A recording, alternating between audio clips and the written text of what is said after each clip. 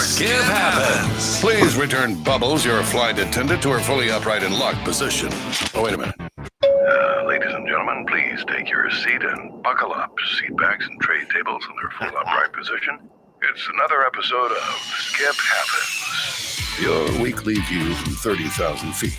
From the first music lesson to the first paid gig to signing the deal, it's the journey that is the life of an artist. Now, here's your captain and co-captain, a.k.a. your hosts, Skip Clark and Deb and I. There she is. Hello, everybody. Hello, Deborah. Hello, how are you? I feel like we haven't been together in a while. Well, you've been spending time in Nashville, I know. And I'm just very jealous of that fact. But good evening, everybody, and welcome to Skip Happens. Welcome. We're in the beautiful Northeast, and we have a great guest tonight. This is more or less very dear to my heart because it does a lot for the first responders in a lot of different ways. We're going to talk about that. USA superheroes, and I call him already a USA superhero. I want you to say hello to our new friend, Mr. Steve Spurgeon. Steve, how are you? Welcome. I'm doing fantastic, Skip and Deb. Thank you so much for the opportunity to spend some time with you on your podcast. Absolutely. Where are you exactly? Well, I am in a suburb of Omaha, Nebraska, Bellevue, Nebraska, right next to Offutt Air Force Base. Oh, wow. So my dad was in the Air Force for 31 years. That we moved here in 1977. They say once you get on it, you can't get off it. So we are still here in the area. I love it. I am, you're by the air base, and Deb knows me really well that if we're near an air base or an airport, I'll just go over and park and watch the planes, whether they're military or whether they're commercial. I love it. Absolutely love it. So it's kind of cool. Yeah. It's kind of a cool thing to do. I love it here. Absolutely. Yeah. You're not in the military at all? No, I'm not. Okay. I tell people all the time, I didn't have the guts. Now I'm older, and I truly do appreciate the sacrifice people who serve, whether they be first responders or in the military. As I watched my dad and, the stuff that he went through as a Vietnam and Korean War vet. But I tell you what, as a kid, I was more interested in trying to play some pro baseball, and I was scared. I was scared to join the military, to be honest with you. That's just the truth. Wait a minute, you're going to play pro baseball? Yeah, I pitched for the University of Nebraska in Lincoln here. I was a Cornhusker, and I also got a chance. Uh-oh, you hit his heart again, Steve, let me tell you. All right. I wish I could throw this to you right now. We play a little catch. No, hold that up. What do you got there? I pitched for the Minnesota Twins during the baseball strike in 1995. No way, dude. So I just keep this picture on to remind myself. And I don't have that my son plays baseball. He pitches for Jackson State University down in Mississippi. So he has my jersey now. Lefty pitcher. He's definitely a prospect. Going to do well. Oh, so, I love it. Deb, we're already best friends here. I know. That's it. This might be a 3-hour podcast, or you guys might be on for 2 hours when we're done. We are, just before we get to the heart of the podcast, we are a big baseball family here. We're in the Northeast, a city called Syracuse. And we have the farm team for the New York Mets here. And I actually work for the Mets as one of their PA announcers. But in my home here, we've actually put up a lot of the players as they come through. They're looking for a place to spend a night or whatever. And there's been a lot of people that have gone through here. A lot of people that went on to play in the World Series. And this baseball right here is actually, you can't see it, but it says Major League Baseball on it. So it's pretty cool. That's the good one. Yeah, man, you're touching the heart tonight. Big time, man. So let's talk about you, though. USA superheroes, you're doing music. How long have you been playing music, first of all? Well, I got in a band when I was playing ball in Lincoln back in 1985 called the Confidentials. Okay. And I fronted that band with my brother for about 31 years. In fact, we're being inducted into the Nebraska Rock and Roll Hall of Fame this fall coming up. Yay, dude. That's awesome. Mm-hmm. We have an award show here called the Sammys, which is probably the same idea. We have our own Hall of Fame. The Syracuse Area Music Awards, a lot of great talent, people that have come up through. They've stayed in Syracuse, or maybe they've even moved on, but their roots are always right here, and they become a member of the Hall of Fame, which is pretty cool. That's an honor, Steve. That's an honor. It's definitely an honor, for sure. Mm-hmm. So let's let's talk about USA superheroes and what you're doing for the first responders. Can you enlighten Deb and I a little bit and all of our viewers? Well, it's kind of, I guess we have 45 minutes. I could tell the whole story. I really had no idea how I was going to come to where I am right now with that. All I knew is back in the day after 9/11, I wrote a song called Wake Up in the USA. Mm-hmm. Now, my band was 11-piece cover band, Motown, Cool and the Gang, all that kind of stuff. So it was just not the kind of stuff the band wanted to play. And I would sit in my garage playing these songs over and over. And I thought to myself, this is the song that I feel like if I could just get this in the heart of people in this nation, it could really unite people. I wrote it to honor those who lost their lives and made the sacrifice on 9/11. So it was probably in 2018. I had a friend of mine. He went to a Trump rally in Council Bluffs, Iowa. Okay. And after the Trump rally, he came over to my house. He said, Steve, you should have went to the Trump rally. I was like, why? He goes, because there were 20,000 people in the parking lot and all the national media was there. All you had to do is take your American flag guitar, get out in the parking lot, start playing, and you could probably have, started to get people to hear your music and maybe to make a difference. So I looked online. The next rally was in a place called Masoni, Wisconsin. And so I had $200 in my pocket. I said, love honey, this I'll be story. back. This is great. Literally $200. Mm-hmm. And I figured that was enough money to get to Masoni and back. So I told my wife, I'll see you tomorrow. I'm going to Masoni, Wisconsin. Mm-hmm. I'm going to go and I'm going to wake up America. So 8 hours of driving and $170 of gas later to show up in this town. I literally have $30 in my pocket. Oh my gosh. And, but when I get there, there's 30,000 people lined up to go into this Trump rally in the airport or something like that. Mm-hmm. Well, I had my amp, I had a cart, I had a generator, I had a microphone. So I pack everything up and I start pushing towards the crowd. And I get to the back of the crowd and I stop.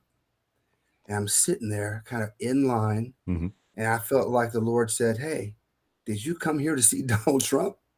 And I'm like, no. He goes, well, then get your butt to the front of the line. So I pull out, I start walking to the front of the line, and about halfway up, here comes 5 state patrol guys walking. They're blocking the way. Mm-hmm. And I'm thinking, oh my goodness. Well, at least I tried, I made an effort. And as I get about 10, 15 feet from them, they parted like the Red Sea and said, hey, good luck today, man. Have a good time. And so I ended up walking right to the front of the crowd. I plugged everything up and I turned to the crowd and said, hey, I'm Steve Spurgeon from Omaha, Nebraska, and I've got some new songs for America. And I started playing my stuff and people just went nuts. Oh my gosh. So here we are about 15 minutes into it. Here comes this guy, Rocky. I still talk to Rocky. But Rocky comes out taking pictures. He's a vendor. And he says, how come you're not getting any money? I said, well, I didn't know it was a paying gig. It's not a paying gig, dude.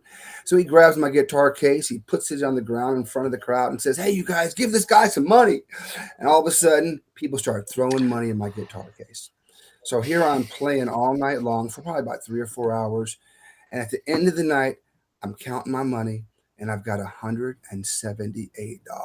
Wow. Is that not So amazing? I just love that story.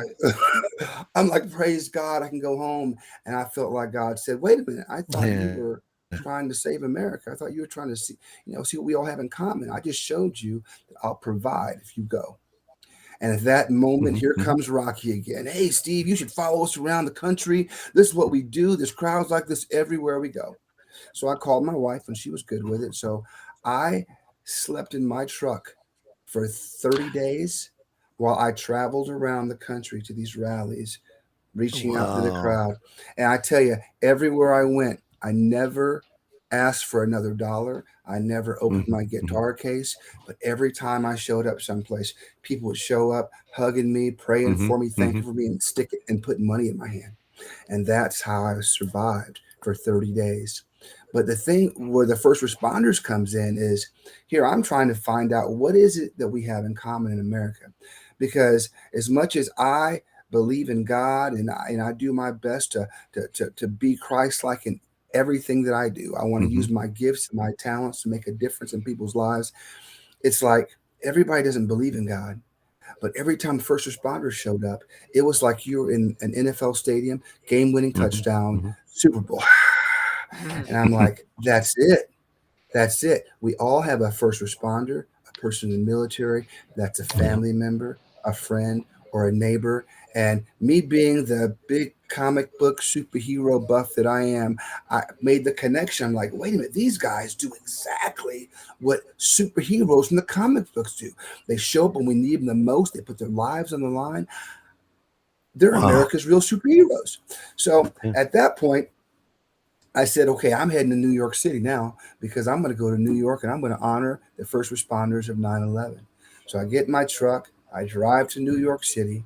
I have a friend who lives in Middle Long Island. So there I didn't sleep in my truck. That might have been a little bit more risky. But I stayed. I don't blame you. In Middle. I stayed in Long Middle Long Island's Island. not that bad, I grew up there. Just saying. So I took the train into the city every day for about a week, and I would just be walking in and out of police stations, walking out of fire stations, got my guitar over my shoulder, introducing myself, asking to speak to your public information officer, your community affairs. And these guys, every time I showed up, they would actually get someone. And I would be sitting down in offices talking to people about what I'm doing, thanking them for being America's real superheroes. I got an opportunity to talk to the firehouse that lost the most men during 9/11. Oh, wow. I got an opportunity to talk to First Precinct in Manhattan. I've been there a couple of times actually since then. But here, it was right around Christmas. I'm like, I found what unites America. I've got the answer. So I take off back to Omaha, and I reached out to the first responders in this area.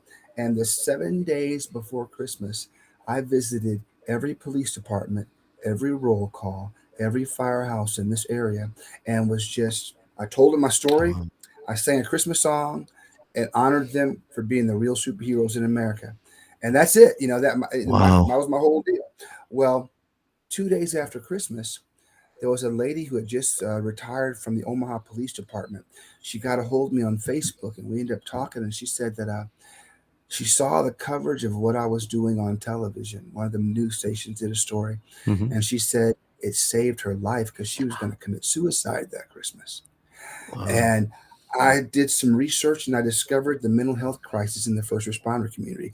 We think about 2017, 2018, first responders attempt to commit suicide at 10 times the rate of the general public. It's a fact. The suicide rate is 20% higher than the general public. And that doesn't take into account the defund the police movement, all the stuff that's happened since then. But I said to myself, I said, Lord, if that's all it takes to make a difference in people's lives and to if I save the life of one more first responder, then this is what I'm going to commit to.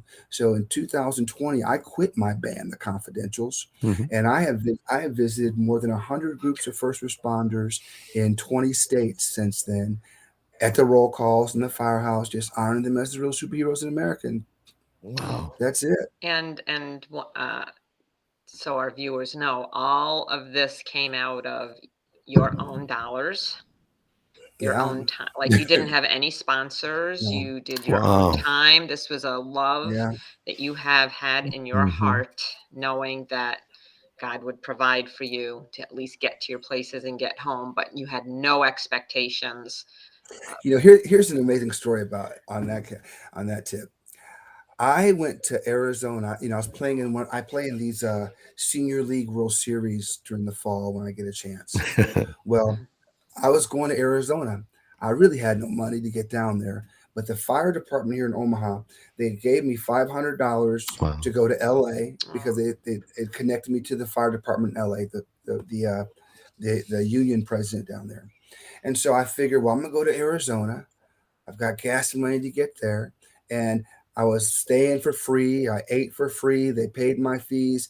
Well, after the end of the week, it was time to go to LA, and I had $80 in my pocket, and I still had to get to LA and back to Omaha. And so I was doing a Facebook Live show, Wake Up in the USA, every week. And I actually was doing every night, Monday through Friday. And a friend that lives in the Arizona area. I forget the city, but it's outside of Phoenix. They invited me to come watch the debate or something with them that night. So I figured it was on the way to LA. I drive that way and say hello. Mhm. But what happened was it was opposite way from LA. Uh-huh. And I didn't know that. So I got there. So I had spent most of my money while on the road down to her place. But before I left, she had her husband, they had about 5 couples there. Before I left, she walks up to me and gives me a check for $100. She goes, Oh, Steve. wow. No, I'm taking it back. She gave me a check for $500. Wow. She says, Steve, we want you to have this. So I'm like, thank you very much. It's I don't have a bank to cash it, but at least I got it $500. Mm-hmm. Before I left, within the hour before I left, each couple came up to me, thanking me for what I did and putting money in my pocket. Wow. I left that place with $900 in my pocket and got back to Omaha with more money than I left with. That's awesome. Wow. So People really care and appreciate. In most cases, I don't stop talking, as Deb would tell you. Mm-hmm. You didn't even interrupt him. No, I am so speechless right now because of what you're doing and what you continue to do. What you've done is just mind blowing. And the number of people that you're helping get through a certain crisis. I was a first responder for 20 years. I'm doing good, but I know there's a lot of people that are not. And some of the things we've seen and what we've done and all that. And this is a way for them to kind of just regroup within their own minds when they hear your music, when they just connect. They totally connect. Yes, exactly. They totally connect. And I'm just blown away that you're doing this and you're doing it on your own dime for the most part. And just traveling like this and being away from your family. I know before we went on, you said, you're there, you got your wife upstairs, you're taking care of I think your elderly mother-in-law or your mom. Yeah. My mom. Yeah. God bless you. That's a lot of work. And you're still doing what you're doing. Wow. Well, we'll fast forward a little bit. Yes. So Steve has been able to finally get a nonprofit organization together that still, it does help support what he's doing, but it does need to raise funds for him. And the money doesn't go just to your travels, I believe, right?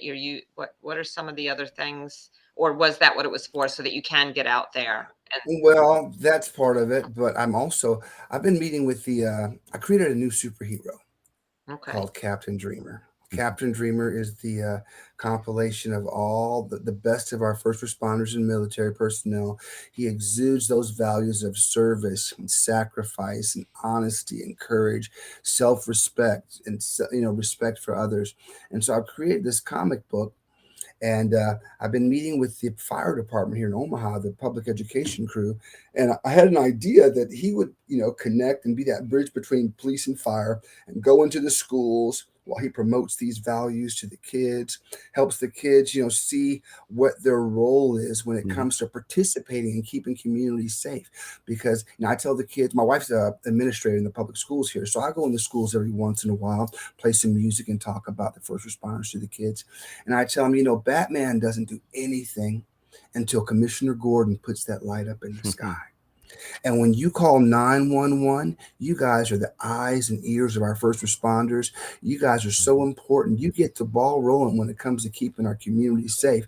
And so what that does, and the goal is to help them see their value in the community, even though they're just young kids, but also help to create a new respect for those who serve and sacrifice for our communities. And so the money I'm raising right now is to create the comic book, and also to, like she said, to go on the road and do some things and continue reaching out to first responders all around the country. So do you have like a GoFundMe or something like that, where if somebody watches this, they can contribute to your cause?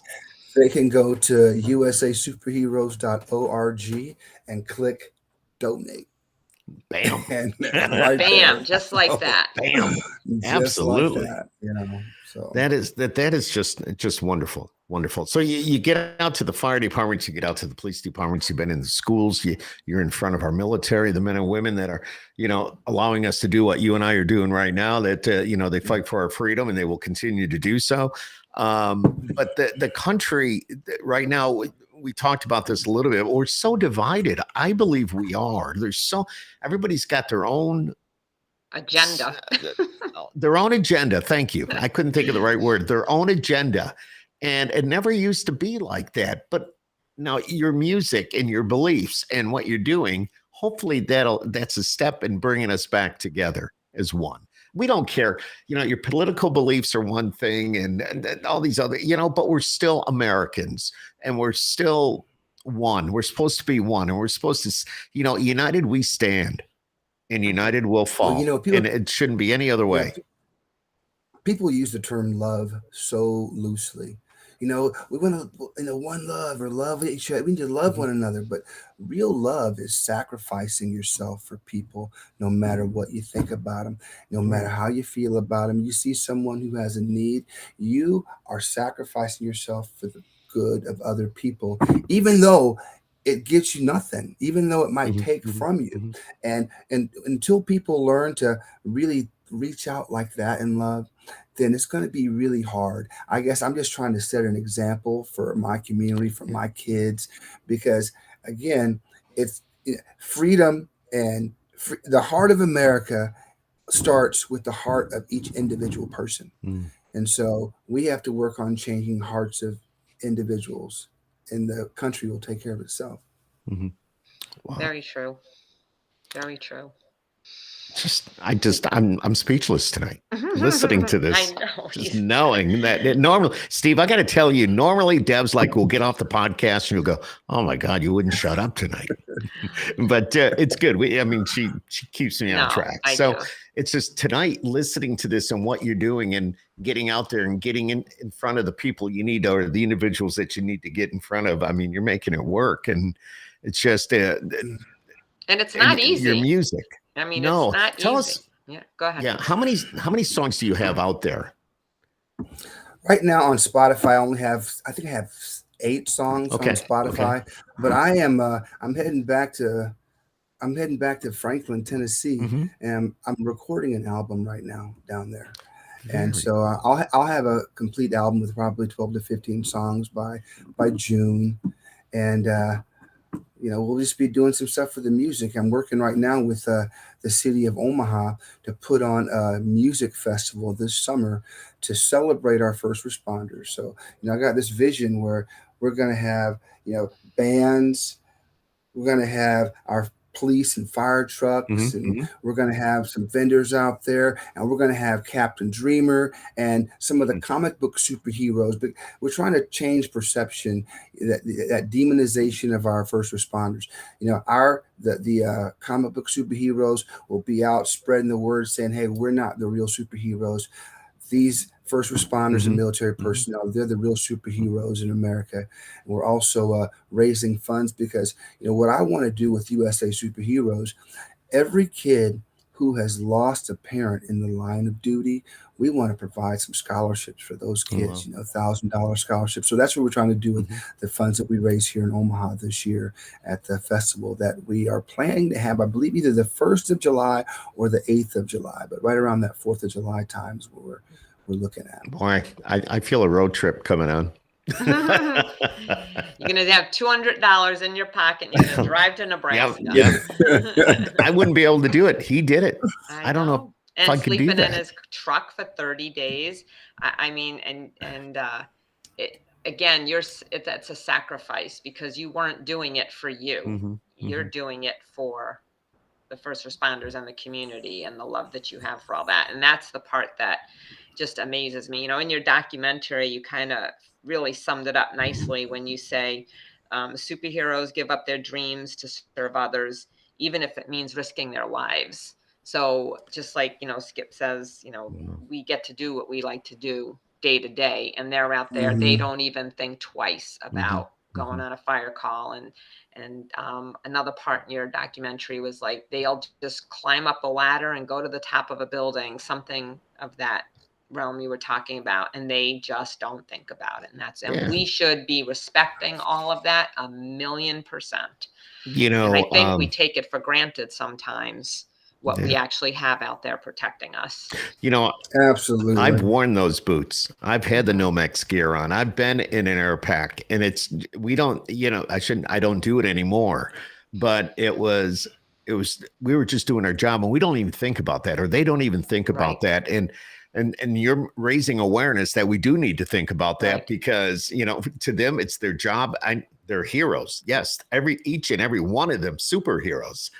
But the firefighters, even law enforcement, but the firefighters themselves, just putting on that gear, going and just going into a burning building with their mask on and all that, with the oxygen flowing and the hose in their hand, and the 1 3/4 line, and doing what they have to do. They don't think about it. They just say, I got a job to do and I'm going to do it. But it's people like you and I now that I no longer do it. But we need to raise awareness that these guys, hey, they're saving your life. And let's talk about Damar Hamlin. Look at that. The unity there. Lord watching over him. Yeah. And and to see him on TV with the Super Bowl recently was just, oh my God, it was just pretty awesome. So just, one of the most important things I think right now is in really recognizing these guys and ladies for the sacrifice they make, is the fact that with this demonization of first responders, especially the police department, we are seeing first responders quit at rates we have never seen before. Yes. And that is having a direct effect on the safety of our communities. And when your communities are not safe, it inhibits your ability to go out and live the dreams that God put in your heart. So the thing is, there's so much. I'm trying to start a podcast. I interviewed my chief of police about 30 days ago. I haven't put it out yet, but I'm trying to get a podcast going that shines a positive light on our first responders, help people to get to know them just as people, because these aren't robots. These are human beings who put a uniform on, who have families like you and me, who see things, experience things that we can't even imagine. Yet at the same time, they have the same struggles that we have with our family members, the stress, the everyday stresses in life. So it's like compounded upon them. It's a good point. So when we think about it like that, and then when they're sitting out there watching all these podcasts that show all the negative. Now, don't get me wrong. There are some people who shouldn't have these uniforms on, and them being exposed, and that's a good thing. But it's kind of like when you're in school. I remember when I was in school, I had a teacher who always gave the bad kid the attention. He was getting all the attention, and so what happens is, the kids who are trying to do good, it's almost like, well, why am I working so hard to get the teacher's attention? Because she's not even seeing me anyway. And that caused kind of a mental health crisis for the kids in school. So I get it. We need to start watering the crop and picking the weeds, and not watering the weeds anymore in the garden that we have out here called America. And the crop, the good crop, are the people who serve and sacrifice themselves every day to protect our communities and keep us safe. So in the next couple of years, where do you plan on being yourself? I mean, doing what you're doing, you're going to continue to hit the road? You're going to continue to tour? Well, I mean, in the next couple of years, my goal is to expand Captain Dreamer nationwide. This was the idea that the first responders in my town came up with. This wasn't me. These guys said, Sparky the fire dog, McGruff the crime dog, they're so outdated, Steve. We want Captain Dreamer to be the national mascot for the police and fire, because instead of us going into the schools by ourselves, we can come together, and he could be the bridge. So I'm hoping that in the next couple of years, Captain Dreamer is expanded across the nation. I'm hoping that all these music festivals that I'm putting together, that I'm doing these music festivals in states and communities all over the country all year long, and then continue just to travel and see first responders right where they're at. I mean, that's plenty of work. It's never ending. Well, we want to help. I mean, this is great. This is great. And we know this is sincere. And Deb was telling me how you two met, in a networking group and got to know each other a little bit. And it's quite the story. And I am so glad that she said, hey, we got to talk to Steve. I'm going to set up the podcast. And here we are. So I just, I got to ask you something. When you were pitching, what was your whip? A slider. Oh, really? Slider's my pitch. Yeah. Back when they used the ray gun, it clocks the fastball at 5 mile an hour slower than what they have today. So if you got 70 miles an hour on the ray gun, it's 75, 76 on today's gun. I was clocked at 95 miles an hour on the ray gun, which would be like 100 miles. You threw 100. Yeah. I mean, yeah. To do that consistently. Wow. And here's another. Sorry, Deb, we're talking baseball now. That's okay. That's okay. Yeah. You're good. I've been focusing more on the music and just trying to do so. And baseball's fun. I still do real well when I pitch, Yeah. But I am. Well, the guy's he's been trying to get me to send him my little baseball resume for 4 years. And I think I'm going to do it this year, but the state of Nebraska has a Hall of Fame for baseball, and I'm being inducted into the Nebraska Baseball Hall of Fame this year as well. Yay. So, I mean, you're kind of famous over there in Nebraska. Well, I'm blessed. I'm for sure blessed. But I tell you what, when it comes to baseball, I was a right-handed pitcher. My son is bigger, stronger, smarter, left-handed, and he's got a head. I mean, he has the work ethic he had the work ethic at 17 or 18 years old that I had when I was 28 years old. And he was a late bloomer physically, but he'll be, I told him it's in his DNA to throw the cheese. So he'll be throwing the cheese this year, man. Wow. And what year is he in? He's a junior. He's a junior. Well, yeah. He's coming off an injury last year. He went there. This is his first year down in Jackson State. He was at a junior college in Colorado, and he was all conference last year. Oh wow, great! Had 21 scholarships. In fact, I'm so proud of I'm so proud of all my kids. But my son, when he came back from his recruiting trip from Mississippi, he said the coach told him, Steve, your coach gave us such a raving review of you. We just couldn't believe it. So we called every coach in your conference. They all knew who you were, and they all said the same thing about you. Wow. And then we just knew we had to have you. And when he came back, I went down for a game that weekend, and I was talking to his coach about it. And his coach said, yeah, Spurge, those guys called me after your son left and said, hey, you were right about that kid. You send this whoever you got. He's got straight A's down there. He is truly a man's man. I'm so proud of that kid. So, yeah, for sure. How many kids do you have, Steve? I've got 4. I've got got a daughter almost 30. She's a special education teacher in the public schools. I've got another one, 27, who's a loan officer at the bank. And I've got one. That's a good person to know, by the way, but go ahead. And then my son is a twin with another daughter, and she is a daycare provider. All my kids make more money than me. But are they as happy as you doing what you're doing? They are very happy. That's excellent. They are great kids. I'm blessed. Thank God for their mom, for sure. I have a lot of respect for you and a lot of respect for your family in general, because everything, from, being a teacher for kids with disabilities and all that. I have a son with disabilities. That's why. And I get very, I just total respect for anybody that does that. They got to have the patience. They just got to be just all around calm and all that. Yeah. So. Yeah, Steve, you're very blessed. You're so blessed. I am.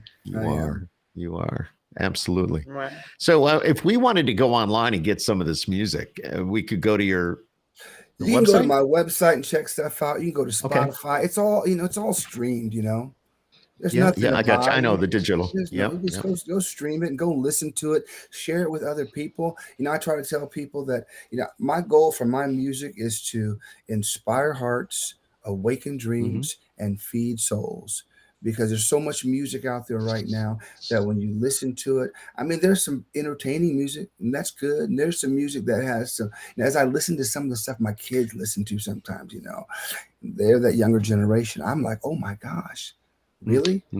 But people need to hear some music that Hmm. makes them feel better, man. Makes them Hmm. just feel better down in their soul. And I think I've got some music that does that. I think you do. I think you do. So if somebody wanted to recommend you for a first responder type site visit, who do they go to? Like, say, I think you should come to Syracuse for something. Where Well, would I go? you would probably talk to your public information officers with the police and fire, deputy chiefs, on duty Hmm. sergeants, your fire chiefs. I mean, all I need is an invitation and have enough gas money to get there, because they're going to show up for roll call every morning. The Hmm. firemen, Hmm. unless there's something going on, they're sitting right there. A lot of the firehouses, I just show up and knock on the door. And I was like, "What are you guys doing, man? Are you guys hanging out? You guys want a visitor?" Show up and I tell them my story. And I mean, it's, yeah, just anybody Wow. give me an invitation, I'll show up. Well, what would be ideal is in any community when there's some sort of festival going on, and sometimes, like even when we have the New York State Fair, we have a day where I think there's like a free day for first responders or something. There is. Yes, Right. there is. There's a First Responders Day, and there's a Right. Law Enforcement Day. And So that's something we should look into. Yes, absolutely. On his behalf. Also there's if you look up America's Wall of Honor, Yes. Omaha, Nebraska, I've connected with the philanthropist who has financed that. There's a guy here in Omaha who used to be a fireman in Los Angeles or in California somewhere. Anytime you say California, you think Los Angeles. But anyway, he has created what is very similar to the Vietnam Wall of Honor, where all the names of the Vietnam veterans are. It's huge, but it has all the insignia. He's carved out a medal and made these beautiful, beautiful displays. And they're about to tour around the country. And according to Dan, they will be touring through 2028. They'll be in like 5 or 6 semis. I mean, if you go and check out the America's Wall of Honor on Facebook, you'll see some pretty amazing pictures. And and we're kind of talking about how Steve Spurgeon and USA Superheroes can be involved in that tour as well. So I could be just coming into town with those guys. And it's like I tell people, if everybody wants to know what their purpose is, and I was the same way. I wanted to know how God wanted to use me with what I have. But the thing is, until you actually step out and start doing something, you'll never see it. And so as I stepped out going to Trump rallies of all things, I stepped out, all of a sudden, I was like, wait a minute, that road needs to be gone down. Oh, here, I can see that road. But you're not going to see those roads sitting in your house, sitting in the pews of your church, and or just doing the same old thing. You want to have different results, you got to do something different. You got to go where other people aren't willing to go. And so were you nervous at all, like walking into a rally, whatever that rally is, into a bunch of strange people, wondering if anybody would actually listen to you? Like, that's a huge a little bit. I tell people, like that first rally I went to, I say, I didn't see until later in the day, I didn't see one person of color. Really? I was the only one. A few of the vendors, guys trying to make some money. Sure. But I was the only one. But as a military brat who's grown up on Air Force bases, who has been around, I mean, I tell my friend, I've never described any friend that I have as, oh, my Mexican friend, my white friend, my Chinese friend. It's just you would never know the race of my friends unless you actually met them in person. Right. And there's so many people who always they start with that race situation. And what I've learned as I have immersed myself, because I told my friends, I said, I'm going to challenge myself and challenge everyone else's mentality. I'm going to go out and meet all the racists. And you know how many racists I met? 0. Out of the thousands of people, I saw that people were crying and hugging. It was just, people just had a heart to want to be heard and to be listened to, and just want to be united as one. We need that so bad. And we need it so bad, but we just have to, people have to have their minds opened and be willing to Were try. You being the only person of color, did that make you nervous at all at first, or no? You know, I won't say it did make me or wondering at first, what are these people going to think? No, I didn't think that. Okay. You're a little nervous because the thing is, it's almost like, okay, this is what came to my mind. It's like, Steve, you're more aware of yourself being black than they're aware of you being black. Right. So I just had to get past my own mentality. Right. I get that. And, it's, wow. It was a wonderful experience, man. And thank God that I had the courage to step out and do something. That's courage. That's the word I was looking for before, to have the courage to go and do that. To the fact to even think about doing it, it would probably throw somebody, backwards in thoughts, but to have the thought and then actually follow through with it. Yeah. And then remember the truck convoys? Oh yeah. Mm-hmm. Yeah. Okay. Well, I had been sitting at the house for a while.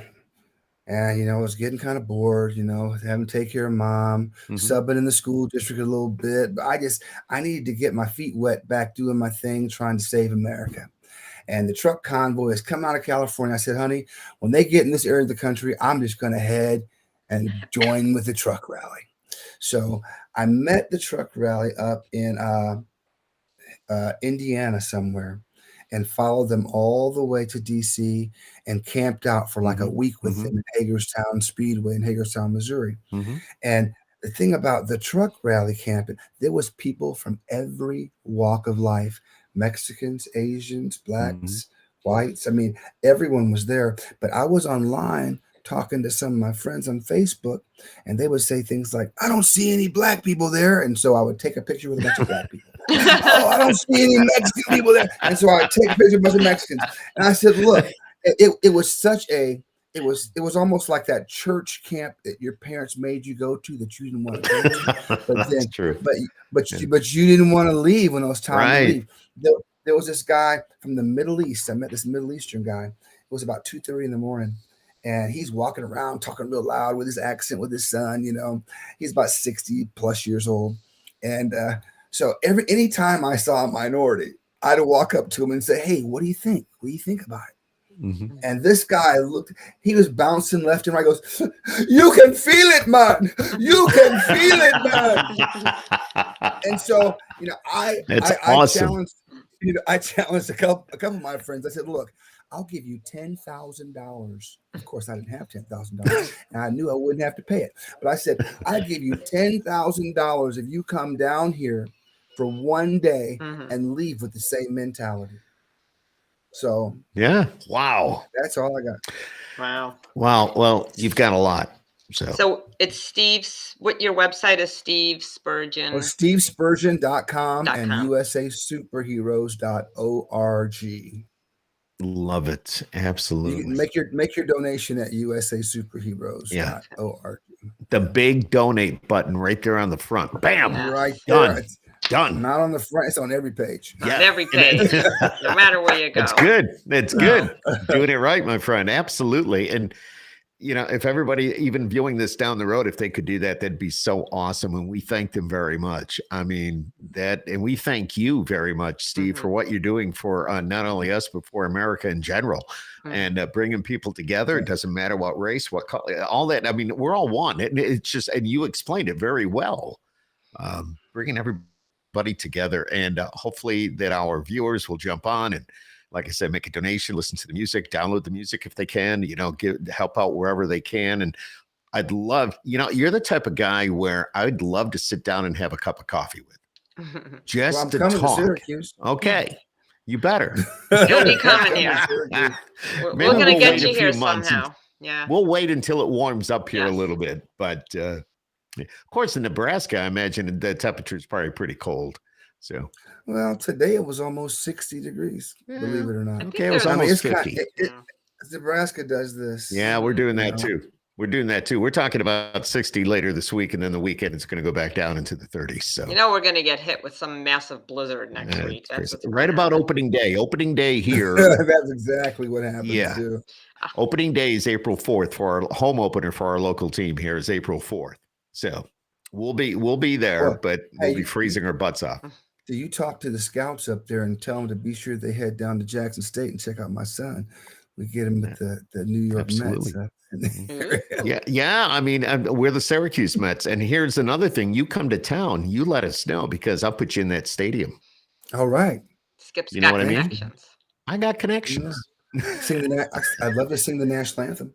There you go. Oh, that's what I'm saying, brother. Yeah, exactly. Right. We'll have to plan something out for sure this summer. We'll have to figure that out. Absolutely. I don't know. Skip and I will talk and we'll get something together here. So. Would love to, Steve. Thanks, you're thank you. Yeah, you're so blessed, my friend. God bless you. God bless your family. God bless take you good care of your mom. Yes, sir. And we thank you for joining us here tonight on Skip Happens. And anybody watching this, if you want to subscribe to see more of these great podcasts, please do so. We don't want you to miss anything like this. Steve has been phenomenal. And we're talking about the lives, and a lot of it has to do with mental health. I can tell you the next podcast I'm doing, I will have somebody that's been through all that actually in the studio here, and that's coming up midweek this week. So just keep an ear and an eye on Skip Happens. That's all. Steve Spurgeon. Thank you. Spurgeon. Thank you. Spurgeon. There you go. There you go. Thank you so much for joining us here tonight. Thank you. Hey, have a great night. Great you night. As well, my friend. Thank you, everyone. See you soon.